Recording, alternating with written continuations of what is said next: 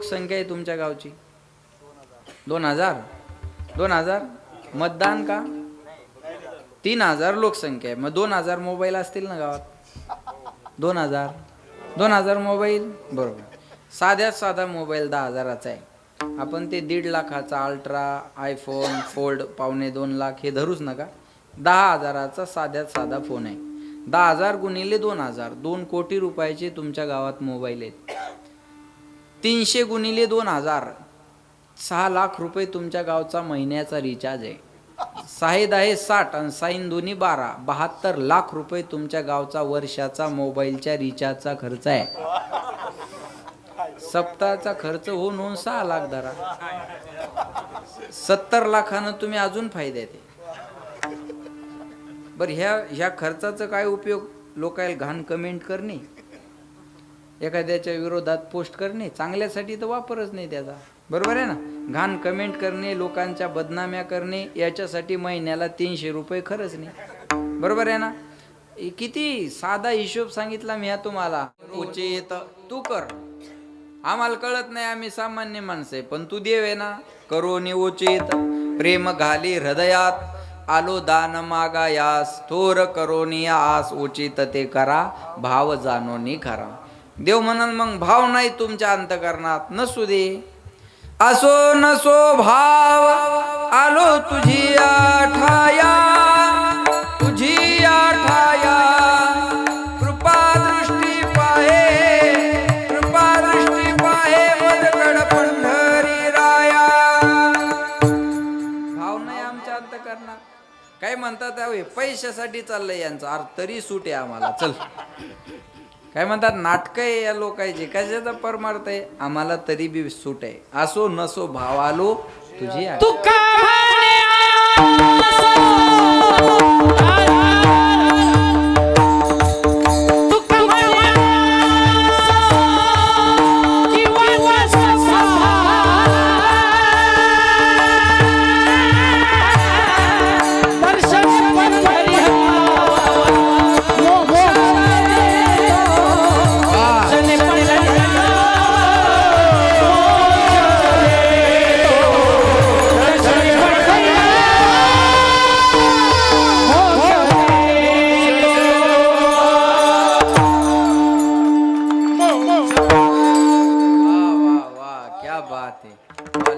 Quantity नात करते का?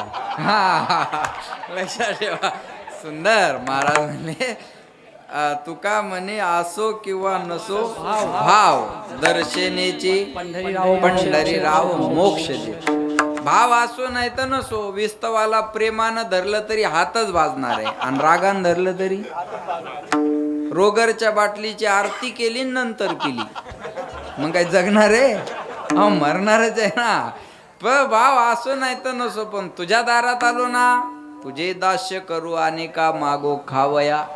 दिग्ग झाले जिने माझे पंढरी राया. मला असं सासूर असं करू नको, तुझ्या दारात आलोय ना, उचित ते करा. जे उचित असेल आमच्यासाठी ते कर. मग उचित काय आणि अनुचित काय एका वाक्यात सांगतो. देवाकडं जाऊन देव सोडून सर्व काही मागणं म्हणजे अनुचित मागणं, आणि देवाकडं जाऊन देवाला मागणं म्हणजे उचित मागणं. तो मज व्हावा वेळोवेळा व्हावा पांडुरंग. मग देवा आता बराच वेळ झाला, अर्धा तास झाले, तू मागा मागा मागा म्हणायला लागला ना, मग तुला द्यायचं तर हेच दे. तुझा न देगा देवा, हेची दान देगा देवा. बोला, हेची दान देगा देवा. शेजाऱ्याला रोग व्हावा, त्यात त्याचा काटा निघावा, आणि त्याचा बंगला माझा व्हावा. प्रभू रामचंद्र भगवान की जय. बस आपण देवाकडे गेलो असंच मागू. देवा, माझं चांगलं नाही झालं तर चालेल, पण शेजाऱ्याचं चांगलं होता कामा नाही. बरोबर आहे ना? एक वाक्य बोलतो ऐका. स्वतःच्या दुःखानं माणसं कमी दुःखी आहे, दुसऱ्याचं सुख पाहून दुःखी होणारे माणसं जास्त आहे. आणि एक वाक्य लिहून ठेवा कुठंतरी. स्वतःच्या, लक्ष द्या, दुसऱ्याच्या सुखामध्ये ज्याला दुःख मिळतं त्याला जीवनात वेगळं दुःख शोधायची गरज नाही, आणि ज्याला दुसऱ्याच्या सुखात सुख मिळतं त्याला जीवनात नवीन सुख शोधायची गरज नाही. नाही माझा आवाज या तिघांसारखा गोड, अरे पण ते गाताने मी वाक्याबात हे म्हणू शकतो ना. निगेटिव्हिटी नाही हा. आणि निगेटिव्ह माणसं विनाकारण दुखी राहतात हा. विनाकारण काही नाही घेणं देणं त्यांना. लक्षात ठेवा, माणसानं सकारात्मक असलं पाहिजे, पॉझिटिव्ह थिंकिंग असावी. वचनेनं किम दरिद्रता, बरोबर आहे. बोलणंच आहे ना, मग त्याच्यात दरिद्री कशाला असावं. माणसं प्रेमानं बोलावं. Give the respect, take the respect. तुम्ही ज्याला जी वागणूक द्याल तुम्हाला तो ती वागणूक देणार आहे. कळलं माझं बोल. पॉझिटिव्ह. आमच्या गावात एक निवडणुकीला उभा राहिला, त्याला म्हणलं तू काय निवडून येणार आहे होय रे. तो म्हणे आपल्याला माहिती आहे आपण येत नसतो. काय आत्मविश्वास आहे त्याला, कॉन्फिडन्स. म्हणे आपल्याला माहिती आहे आपण येत नाही. अरे म्हणलं मग उभा काय राहिला. म्हणे मयामुळं ते पडतंय ना. मग झालं याच्या जीवनाचं कल्याण. ह्या दुर्योधनाच्या अवलादी बा. माझं चांगलं नाही झालं पाहिजे आणि शेजाऱ्याचं चांगलं नाही झालं पाहिजे. दुःखवे अनिकाच्या दुःख. महाराज म्हणतात दुसऱ्याच्या दुःखात दुःख मिळावं माणसाला आणि दुसऱ्याच्या सुखात सुख मिळावं तो साधू. बाकी काय. एखाद्यानं चांगला बंगला बांधला, आपल्याला वास्तुशांतीला बोलवलं, आपलं काम काय जायचं काय म्हणायचं, छान बांधलं हो घर तुम्ही, आज तुम्ही कल्याणला राहिलाय तर आम्हाला आधार आहे. उद्या एखाद्या रात्री यायचं काम पडलं तर तुमच्याकडे येऊन थांबता येईल आम्हाला, काय अडचण आहे. बरोबर आहे. आणि पाहिजे माणसाकडं घर. अहो माणसाच्या जीवनात मूलभूत गरजाच काय. अन्न वस्त्र निवारा मोबाईल आणि चार्जर, बस. बाकी काय पाहिजे. बाकी माणसाला दुसरं काय लागणार आहे सांगा. बरोबर आहे ना. बरं झालं तुम्ही घर बांधलं, चांगलं घर बांधलं. जेवण करा, कौतुक करा, निघून जा. जेवणही करत नाही कौतुकही करत नाही, तिथं जाऊन शानपणा करतं. पीओपीच जमली नाही, फरशीच बरोबर नाही, कलरच काऊन दिला नाही, फर्निचरच काऊन केलं नाही. तुझ्या संडासच्या दरवाजाला बादली लावावं लागतं. तू तेवढी कडीची व्यवस्था करून घे. ह्याच्या पीओपीचा आपण पाहून घेऊ. बरोबर आहे. एखाद्यानं चांगली 4 व्हीलर गाडी गावात आणली, आपल्याला पेढे खायला बोलवलं. आपलं काम काय आहे, पेढा खायचा. काय म्हणायचं, छान घेतली हो गाडी. बरं झालं तुम्ही गाडी घेतली तर आम्हाला आधार झाला. उद्या अर्ध्या रात्री आजारी पडलो तर तुमच्या गाडीत टाकून आम्हाला मालेगावला दवाखान्यात नेलं तरी बाद झाला आम्हाला. काय करायचं बाकी. बरं झालं. कौतुक करा, पेढा खा, निघून जा. कौतुकही करत नाही, पेढे खात नाही. 4 माणसं कोपऱ्यात घेतं चर्चा करतं, हप्त्यावर घेतली असं. हप्त्यावर घेऊ दे नाही तर सप्त्यावर घेऊ दे, तुला प्रॉब्लेम काय. ज्याचं अंतकरण बुद्धी खोटी आहे ते पोट भरल्यावर जेवणाला अन्नाला वाईट म्हणतं. अंतरीची बुद्धी खोटी, भरले पोटी वाईट. जेवण झाल्यावर म्हणायचं जमलीच नाही भाजी, असंच आहे ना. बरोबर आहे. मग जेवायच्या अगोदर म्हण की. बरोबर आहे ना. महाराज म्हणतात हे पॉझिटिव्ह थिंकिंग. देवा तुकाराम महाराज म्हणतात देवा तुला द्यायचं असेल तर हेच दे. हेची म्हणलं की अन्याची व्यावृत्ती होत असते. च म्हणले की पर्याय संपले. हेची म्हणलं की दुसरा पर्याय राहत नाही. एक आईचे 3 पोरं रडायला लागली. आई बाहेरून आली. मोठ्याला म्हणे काय झालं रडायला. तो म्हणे बिस्किटचा पुडा पाहिजे. छोट्याला म्हणे तुला काय झालं. 10 रुपये पाहिजे. तिसऱ्याला म्हणे तुला काय झालं रडायला. तुला बिस्किट पाहिजे का. तो म्हणतो नको. पैसे पाहिजे का. नको. खेळायला पाहिजे का. नको. खाऊ पाहिजे का. नको. आणि मग बिस्किट नको, पैसे नको, खेळाय नको, खाऊ नको, मग रडतो का.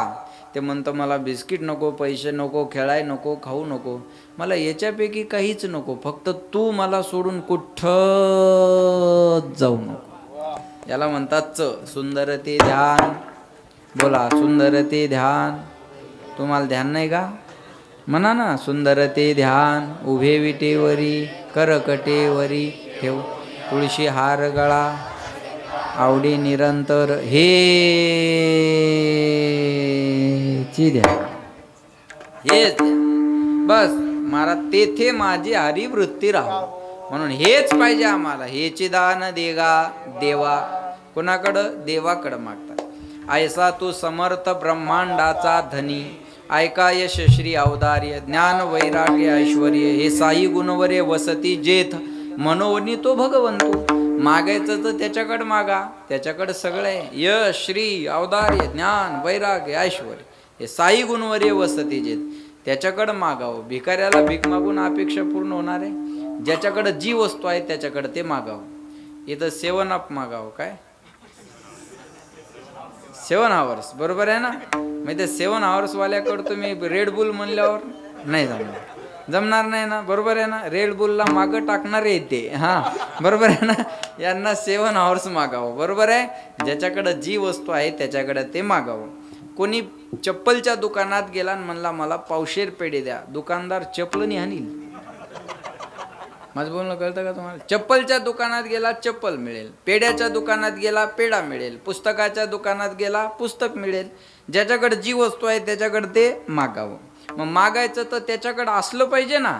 ज्याच्याकडे आहे त्याच्याकडे मागावं, ज्याच्याकडे जी वस्तू आहे त्याच्याकडे ते मागावं. एक हनुमंतरायाचा भक्त होता, जसे आपले पोपट बाबा हनुमंतरायाचेच भक्त आहेत ना. एक हनुमंतरायाचा भक्त होता, एवढा एकनिष्ठ भक्त, वार कोणता जरी असला तर अभंग शनिवारचीच म्हणायचा, एवढा एकनिष्ठ भक्त होता. आणि एवढा एकनिष्ठ भक्त असल्यामुळे हनुमंतराय त्याच्या भक्तीवर प्रसन्न झाले. हनुमंतराय म्हणले मागा तुम्हाला काय मागायचं. ते म्हणे देवा तुम्ही सोडून माझं या जगात दुसरं कोणी नाही. माझं काय सुख दुःख असेल तर मी तुम्हाला सांगू शकतो, आणि सुख दुःख माणसानं माणसाला सांगू नये. देवा सावू देवाची या गावा वा वा गावा वा गावा गावा नाही, लक्षात ठेवा. गावू देवाची या गावा, देवा सांगू सुख दुःख. आणि मग देवाला सांगितल्यावर काय होईल? देव निवारील भूक. अहो माणसं दुःखी आहे, दुःखीन दुःख्याला जाऊन भेटून सांगून फायदा आहे? उघड्यापाशी नागडं गेलं रातभर हिवान मेलं, काय फायदा आहे त्याच्यात? काय फायदा आहे त्याच्यात बोला. अहो दुःखी जीवाला दुःखी भेटलं तर सुखाची चर्चा थोडीच होणार आहे. मग देवाला सांगावं. आणि हनुमंतरायाला दुःख सांगा, ते दुःखाचं भंजन कर. भंजन मारुती नंदन, सुन लो मेरी पुकार, पवन सुत बिनती बारंबार. मग हनुमंतराय काय देतील तुम्हाला? मनोजवम मारुत तुल्य वेगम, जिते इंद्रियम बुद्धिमताम वरिष्ठम, वातात्मजम वानरायुक्त मुख्यम श्रीरामदूतम, जय हनुमान ज्ञान गुण सागर, जय कपीस तिहू लोक उजाड. महाराज म्हणले मग देतात काय? बल बुद्धी विद्या देहू मोही, हारहू कलेस विकार, अजून भूत पिशाच निकट नाही आवे, महावीर जब नाम सुनावे. काय पाहिजे ते द्यायला अष्टसिद्धी नव निधी के दाता. बरोबर आहे ना. बागेश्वर महाराज सगळ्याला माहिती आहे, ते पर्ची काढतात. पण त्यांना जर म्हणलं ये आप कैसे करते हो, मैं कुछ नहीं करता, ये हनुमान जी की कृपा है. बरोबर आहे. सीताराम गुरुजी, बरोबर आहे ना. हनुमान जी की कृपा आहे बोले, बरोबर आहे. हनुमंतराय अष्टसिद्धी, ही सिद्धीच आहे. हे लिहिणं एक सिद्धी आहे. अष्टसिद्धी आहेत ना, त्याच्यातली एक सिद्धी आहे. मग हनुमंतरायाला म्हटले माझ्या जीवनात तुम्ही सोडून दुसरं कोणी नाही. हनुमंतराय म्हणले काय दुःख आहे तुला मला सांग ना. सगळं काय माझ्या जीवनात व्यवस्थित आहे म्हणे, एक दुःख माझ्या जीवनात आहे. म्हणजे कोणतं? माझं लग्न तेवढं होत नाही, तेवढं तुम्ही करून द्या. आणि या दुःखानं बरेचसे भक्त दुःखी आहेत, बरोबर आहे ना. बरेचसे भक्त दुःखी आहे सध्या. पहिल्यांदा असं म्हणायचे चांगली बायको मिळायला काय लागतं? नशीब. आता बायको मिळायलाच नशीब लागतं. एका पोराला म्हणलं तुला लग्नासाठी मुलगी कशी पाहिजे, म्हणे फक्त जिवंत, बस. बाकी अपेक्षाच राहिली नाही म्हणे आपल्या. आता अपेक्षाच राहिली नाही. ते म्हणे हनुमंतरायला माझं लग्न तेवढं होत नाही, तेवढं तुम्ही करून द्या. हनुमंतराय म्हणले वेड्या चुकीच्या दुकानात आलास म्हणे, या भानगडीत मी कधी पडलोच नाही, या भानगडीत मी कधी पडलो नाही म्हणे. पण ते म्हणे तुम्ही सोडून मी कोणाला सांगू शकत नाही. माझं काय सुख दुःख आहे ते तुम्हाला सांगू शकतो. तुम्ही काय करायचं ते करा, माझं लग्न तेवढं करून द्या. हनुमंतराय म्हणले अरे या भानगडीत मी कधी पडलोच नाही रे. बाई बघा म्हणे आता तू माझा एकनिष्ठ भक्त असल्यामुळं मी तुला नाराज करत नाही. हे मला याच्यातलं ज्ञान नाही म्हणे. मी बुद्धिमताम वरिष्ठम आहे, पण इथं बुद्धिमयी बंद पडलेली आहे म्हणे. मग काय करायचं? तू आपल्या मालकाकडं जाय म्हणे, तिथं तुझं काम होईल. कुणाकडं? प्रभू रामचंद्र. किती अडचणीतून बायको कशी आणावी हे आपल्या मालकाला चांगलं माहिती आहे. एवढा मोठा धनुष्य उचलला, त्याला प्रत्यंचा लावली, सीतामातेला घेऊन आहे. तिथं जाय म्हणे, तिथं काय माहिती. ते म्हणे ते मला कसं काय ओळखतील? आपली चिठ्ठी घेऊन जाय ना, आपलं लेटर पॅड घेऊन जाय. हनुमंतरायाने चिठ्ठी दिली आणि तो प्रभू रामचंद्राकडे आला. प्रभू रामचंद्राच्या हातात चिठ्ठी दिली, मी माझा एक भक्त तुमच्याकडे पाठवत आहे, तुम्ही त्याचं काही करून लग्न करून द्या, कळावे आपले हनुमंतराय. प्रभू रामचंद्रानं हनुमंताचं नाव पाहिलं ना हसायला. हनुमंतराय या भानगडीत कधीपासून, पण म्हणले आपल्या हनुमंताची इच्छा आहे ना, देऊ याचं लग्न लावून. रात्रभर मुक्काम करायला लावला. आपल्या परिवारातली एक मुलगी होती, सांगितलं चांगला वादक आहे. बरोबर आहे, बरोबर आहे ना, चांगला पोरगा आहे बा, लग्न लावून दिलं. सुरळीत संसार चालला, लक्ष देऊ नये का, सुरळीत संसार चालला. 2 महिने झाले आणि पंढरपूरची वारी जवळ आली. पंढरपूरची वारी जवळ आली का यांना पिशवी भरायला सुरुवात केली. बायको म्हणे कुठं निघालात? म्हणे पंढरपूरला. बायको म्हणे मला यायचं. तो म्हणे पंढरपूरला जाणं म्हणजे काय पुण्याच्या सारसबागमध्ये फिरून येणं नाही, लाख अडचणीला तोंड द्यावं लागतं. वारीत असतात ही मंडळी, बरोबर, आमच्या भेटी होतात वारीत. ज्यानं वारी केली त्याला माहिती आहे, लाख अडचणीला तोंड द्यावं लागत असतं. ते म्हणे लाख अडचणी असू द्या पण मला येऊ द्या, वाचावी ज्ञानेश्वरी आणि डोळा पहावी पंढरी. पंढरीची वारी केली पाहिजे, ज्ञानेश्वरी वाचली पाहिजे. लक्षात ठेवा बरं का, मला येऊ द्या. बाल हट्ट, राज हट्ट, स्त्री हट्ट पुरवावा लागतो. दोघंही पंढरपूरला निघाले. मजल दर मजल करत पंढरपूरला गेले आणि हा एकादशीची प्रदक्षिणा करायला निघाला. बायको म्हणे कुठे निघाले? म्हणे प्रदक्षिणा कराय. तो म्हणे मला, ती म्हणे मला यायचं. हे तो म्हणे हे बघ आता हट्ट करू नको, एकादशीची प्रदक्षिणा करायला जाणं एवढी सोपी गोष्ट नाही, लक्ष द्या माझ्याकडे. अगं म्हणे रस्त्याचं चुकलं उकलं, दिंडी नंबर सांगून दिंडीत जाता येत होतं, पण आता पंढरीत जर चुकली तर पंढरी आठवते माणसाला. ती म्हणे मी तुमच्या हाताला धरते पण मला येऊ द्या ना. आणि असं असतं बघा, नवीन बाई जर आली तर ती जुन्या बाईच्या पदराला धरून चालती, बरोबर आहे ना, पदराला धरून चालती. गर्दी असो नसो ती काही पदर सोडत नाही. आणि बघा पाऊस यायला पाहिजे मग लय मजा. पाऊस आले की ते पानकापडा अंगावर घ्यावं लागतात, ते सगळे एकाच कलरचे असतात. ती बाई कापड घेती, जुनी बाई पटकन अंगावर निघून जाती, ही तशा कापडाला धरून दिवसभर चालती. आणि पाऊस उघडल्यावर ती बाई कापड काढते, ही म्हणते आमचे माणसं कुठे? आम्हाला काय माहिती तुमचे माणसं. असंच कापड होतं आणि म्हणजे सगळे कापडच असे, आता काय करणार. ती हाताला हात धरलं, दोघंही प्रदक्षिणा करायला निघाले. वाळवंटात आले पुंडलिकरायाच्या मंदिराजवळ. पुंडलिकरायाच्या मंदिराजवळ किती गर्दी असते, ज्यानं प्रदक्षिणा केली त्याला माहिती. जिकडं जायचं तिकडं फक्त तोंड करून उभं राहायचं, आपोआप ढकलत नेतात लोक. आणि एक भली मोठी दिंडी आली, या दोघांचा हात सुटला, बायको एकीकडे नवरा एकीकडे. दिंडी पास होईपर्यंत बायको दिशेनाशी झाली, कावरा बावरा झाला, बायकोचा शोध घ्यायला लागला. दिवसभर बायकोचा शोध घेतला, बायको सापडली नाही. स्वतःला शिव्या द्यायला लागला, मला देवानं बायको दिली, मला सांभाळता आली नाही, काय जगण्याला अर्थ आहे माझ्या. स्वतःला शिव्या देतो. बरं पहिलीच एवढ्या अडचणीतून मिळवली आणि पुन्हा ती हरवली, कमी टेन्शन आहे का. थकला भागला निराश झाला आणि एका मंदिरात जाऊन बसला. ते निघलं रामाचंच. जमलं म्हणे, ज्यानं करून दिली त्याच्याकडे जाऊ. म्हणे देवा बायको करून देऊन माझ्यावर खूप मोठा उपकार केला, पण एवढ्या गर्दीत माझी बायको मला सांभाळता आली नाही. जशी बायको करून देऊन माझ्यावर उपकार केला तशी हरवलेली एकदा सापडून द्या, मी तुमचा उपकार विसरणार नाही. असं म्हणतो ना म्हणतो तो पाठीत एक गुद्दा पडला, असाच एक गुद्दा पाठीत पडला. पाठीमागं फिरून पाहिलं तर हनुमंतराय. म्हणे देवा तुम्ही इथं कस काय? म्हणे मी इथं कस काय हे नंतर सांगतो, पण तू काय म्हणला पहिलं सांग. म्हणे मी यांना म्हणलं जशी मला बायको करून दिली तशी माझी हरवलेली एकदा सापडून द्या. हनुमंतराय म्हणले पागल, त्याची हरवलेली कळलं तुम्हाला? त्याची हरवलेली मी शोधून आणली, तुझी हरवलेली ती काय शोधून देणार आहेत? बायको करून देण्याचा कॉन्ट्रॅक्ट त्याच्याकडे होता, हरपलेली सापडून द्यायचा आपल्याकडे. आता फाईल इकडे होते, ज्याच्याकडे जी वस्तू आहे त्याच्याकडे ते मागाव. मग मागाव कोणाकडे? तर देवाकडे. याची दान देगा देवा. तुझा विसर न व्हावा, विसरली तया थोर झाली हानी, पचतील खानी 84च्या म्हणून तुझा विसर न व्हावा. आणि आज देवाचा विसर पडला, देव धर्म सांदी पडिले सकळ, विषयी गोंधळ गाजत असे. देवा धर्माचा लोकाला विसर पडला. हे सप्ताह चालला म्हणजे सर्वाला बरं वाटतं असं समजू नका. ते काय म्हणतात तुम्ही याला, पॉम्पलेट का पत्रिका? हां, काही अशी पत्रिका धरतात. 8 दिवस झोपू देत नाहीत रे, तू मर गावाच्या बाहेर जाऊन पडा 8 दिवस, गावात येऊ नको. हे आवले ती आपल्याच आहे. आपली लोक आपल्या गोष्टीला विरोध करतात, ती शोकांतिक आहे. 100% मुसलमानाला अल्ला मान्य आहे. तुम्ही तर लय अनुभव घेतले असतील, जवळ आहे तुम्हाला, लक्षात येते का? 100% मुसलमानाला अरे हिंदूला कापणाऱ्याचं समर्थन करतात ही लोक, लक्षात येते? लक्षात ठेवा. आणि आपण आपल्या धर्माला विरोध करत राहतो. अरे एवढंच आपलं कार्य राहिलंय ना, किती लोकसंख्या? याचा हिशोब तर लय लांब जाईल. एका टेबलवर एक महाराज निघून जातो. विठाला विठाला